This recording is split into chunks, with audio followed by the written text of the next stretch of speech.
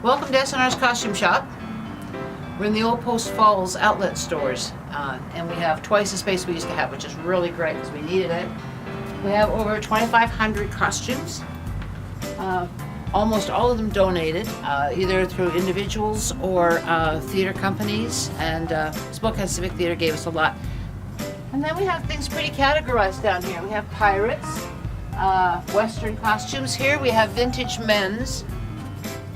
A lot of our costumes are used for people going to parties, theme parties, but then we also rent for film and television and the stage, and that's a different kind of costume. It may not look that great close up, but it's certainly functional for that purpose. And here we have dance costumes, Santa Claus, clowns, Disney, Renaissance, cultural things like Asian costumes, Greek and Roman, Hawaiian, that kind of thing.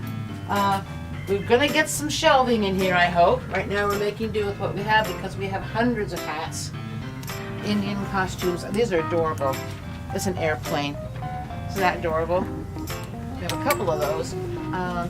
Pirates, children's pirate costumes. Here we have a kind of a sewing area where we can repair costumes, we can create new costumes. This was recently very, very busy when we produced Beauty and the Beast on stage at the Croc Center, and we had our costumers working in this department. They had lots of space to work. We had 3 sewing machines going at once with costumes, and it was a huge success. It was nice to have the space to work in. And here's some of our staff. These are some of our people from SNR that come in and work in the shop. Hi there, nice to meet you. Hello. Hi, you guys. You're so quiet. You guys are right on time. Well, Specialized Needs Recreation is part of Coeur d'Alene Park and Rec Department. It's been around for about, I want to say, 25 years or so, providing educational, recreational, and social opportunities for children and adults. Well, we would like it to become a vocational opportunity for our people. Everybody has their gift, everybody has their interest, and we're trying to find ways to work each individual's talent or interest into a job kind of situation where we have people who really like sorting things. We have things to be sorted. People want to learn how to sew. We can have them sewing buttons and zippers and hems and seams. Maybe even possibly getting to the point where they're actually creating new costumes. We even have a guy who likes to vacuum. That's his thing. He likes to vacuum, and we have a floor that needs vacuuming.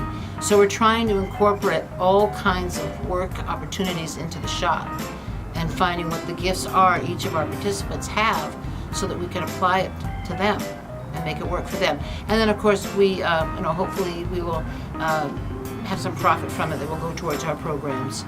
It's all by donation. I'm gonna try this one on. Let's see if this one fits me. Now it does. Here you go. It is a nonprofit organization, and we rely heavily on grants and donations.